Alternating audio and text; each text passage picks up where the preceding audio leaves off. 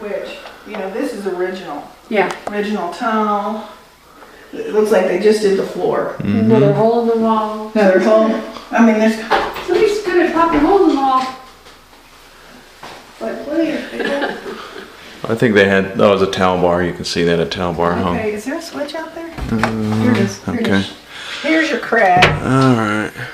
which I sent him a picture of, but, this slab is not connected It's to the free house. floating. All right. But looks like they didn't float these walls down here like you would in new construction.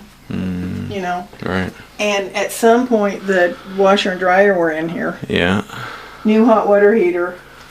Original boiler, which you got 5 zones on it, which is awesome. Which is nice. Yeah. You got copper. Which is, it's good plumbing.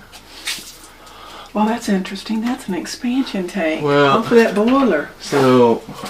Oh, that's PEX. PEX. Okay. Or is that PEX? Well, it's got to be PEX. That's not the poly, I don't think. The fittings, I think, look like PEX fittings. You take that number off there and we can find out. But there's your vent disconnect. Because at some point, really, if you wanted to turn this into an apartment down here, you got your